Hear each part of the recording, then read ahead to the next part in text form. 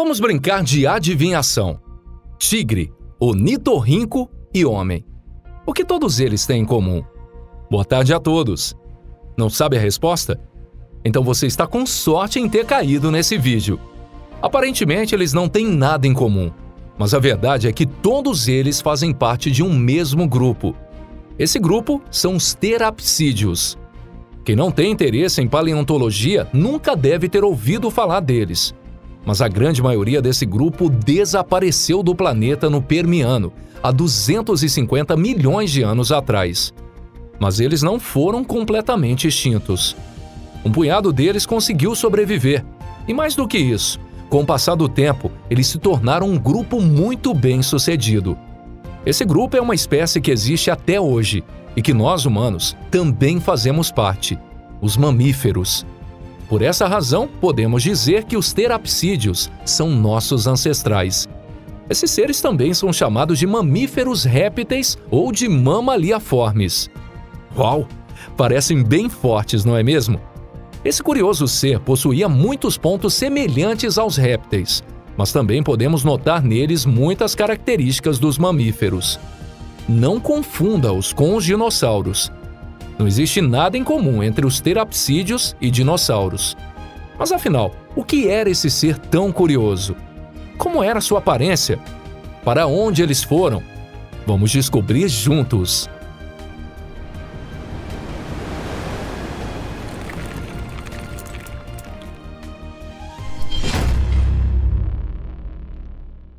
Aparência e natureza.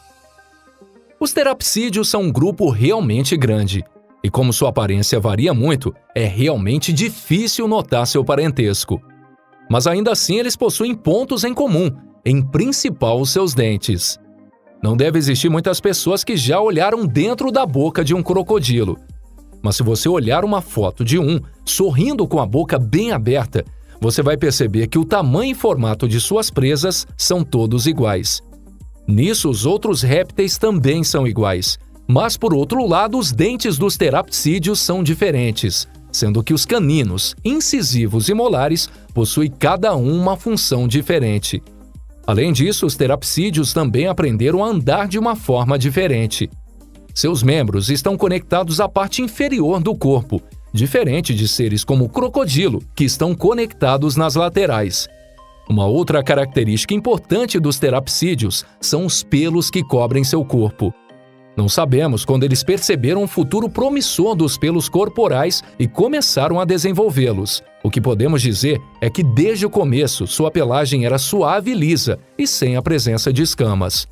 Fora isso, quase todos os terapsídeos possuem bigodes como os gatos. Vocês gostariam de ter uma criatura como essa como bichinho de estimação?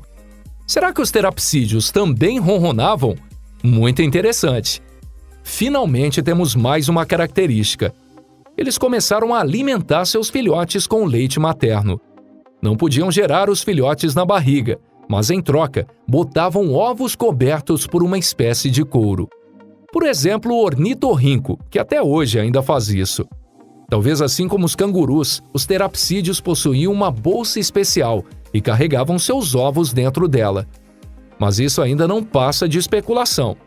Eles tinham pelos pelo corpo, dentes de formatos variados e alimentavam os filhotes com leite materno. O que será que está faltando? Exatamente, a temperatura corporal. Os répteis não possuem nenhum sistema de termorregulação, sendo sua temperatura alterada pelo ambiente à sua volta.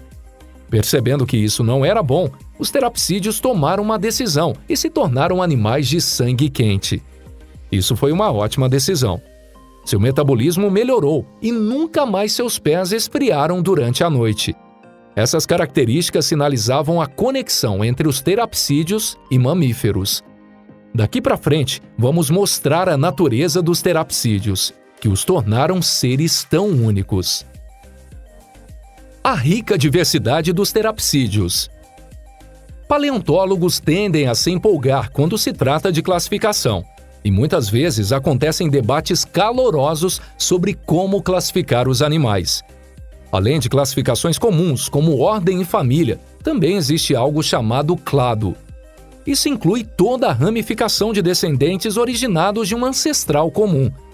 Segundo isso, os terapsídeos se dividem em 3 principais clados: os dinocefálios, anomodontos e teriodontes. Já revelando o final da história, somente os teriodontes terão um final feliz. Mas vamos seguir a ordem dos fatos. Começando pelos dinocefálios. Esse gigante animal chegava a medir 6 metros de comprimento e era, por assim dizer, bem cheinho.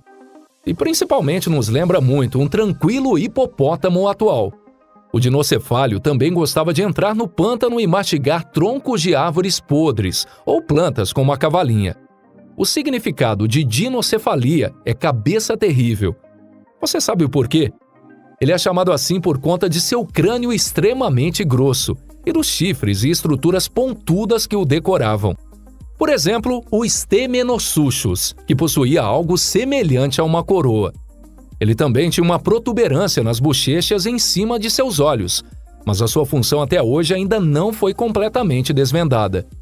Algumas teorias afirmam que servia para termorregulação, enquanto outra teoria explica que, utilizando-as, empurravam uns aos outros para decidir quem era o mais forte do grupo. Também faziam parte desse grupo alguns predadores primitivos, que viviam dentro de arbustos nas beiras dos lagos e atacavam de surpresa as suas presas. Amplamente dizendo, todas as condições para os dinocefálios prosperarem estavam completas.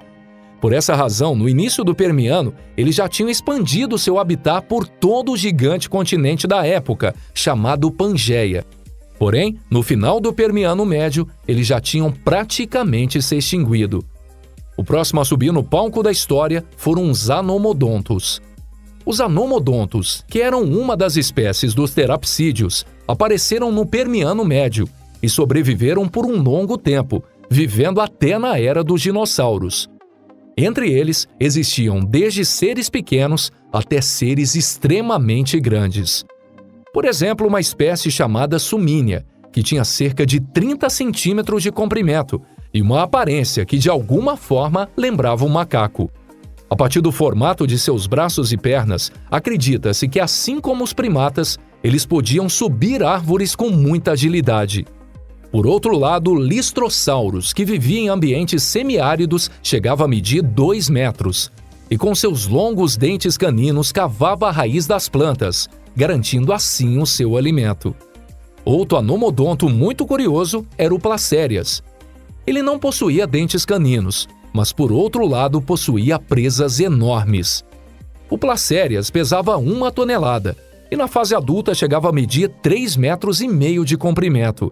Tinha pernas extremamente fortes e um corpo arredondado, além de preferir andar sempre em grupo. Parece até um mamute, não é mesmo? Mas, infelizmente, assim como os mamutes, eles seguiriam um destino trágico. Os anomodontes não foram capazes de se adaptar ao ambiente à sua volta e, no final, acabaram extintos. Vamos para os teriodontes. 3 grupos faziam parte dessa categoria: os gorgonopsídeos, pterocéfalos e sinodontes. Não deixe de ver esses últimos animais. Eles vão te dar uma grande surpresa, principalmente os gorgonopsídeos. Não confunda-os com o monstro Demogorgon da série Stranger Things. Apesar de que eles tinham muito em comum. Por exemplo, ambos são muito perigosos. O mais famoso gorgonopsídeo é provavelmente o Inostrancevia. Esse terrível predador tinha um corpo gigante e sua boca possuía presas longas e afiadas. Depois de milhões de anos, os tigres dente de sabre teriam presas iguais a essas. Um grupo ainda mais variado foram os pterocéfalos. Alguns deles eram pequenos predadores que se alimentavam de insetos, enquanto outros eram bem grandes, existindo até mesmo alguns herbívoros. Além disso, algumas dessas espécies possuíam uma glândula venenosa no interior de sua boca, e uma única mordida significava o fim. Mas mesmo os pterocéfalos não conseguiam vencer a luta pela sobrevivência contra outros terapsídeos. Seus rivais nessa batalha eram os sinodontes. Vamos finalmente nos encontrar com os nossos ancestrais. Os sinodontes foram os únicos sobreviventes entre todos os terapsídeos, e com o tempo evoluíram e se tornaram os mamíferos. Ainda não se sabe qual foi a espécie entre eles que se tornou nossos ancestrais, mas é certo que foi algum deles. Então, como era o durão que conseguiu sobreviver?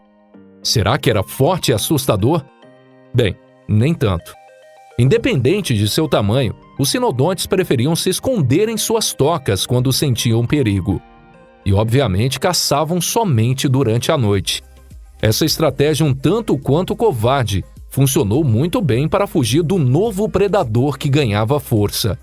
Estamos falando daqueles que se tornaram os verdadeiros reis do mundo, os dinossauros. Esse comportamento noturno foi adotado também pelos primeiros mamíferos, que eram descendentes dos sinodontes e já eram mais evoluídos. Mas a era dourada dos terapsídeos também chegaria ao fim. A prosperidade desse grupo se encerrou com a extinção do Permiano. Essa foi a maior e mais repentina extinção da história. E a causa dela ainda não é clara. A chave para esse mistério talvez esteja nos trapes siberianos, formado por um gigante bloco de lava, derramado por uma área de cerca de 2 milhões de quilômetros quadrados. Ou talvez um gigante meteorito caiu no planeta Terra, assim como na era dos dinossauros. Pessoal, assim chegamos ao fim do vídeo. Muito obrigado por assistir até aqui. Como vocês viram, tudo está bem quando termina bem. E como resultado disso, nós nascemos. Sendo assim, nós temos que ser gratos aos nossos ancestrais terapsídeos, já que mesmo nos tempos mais difíceis, eles foram capazes de proteger a espécie. Então, vamos nos despedir por um curto período. Descendentes dos grandiosos terapsídeos, nos vemos no próximo vídeo. Até lá!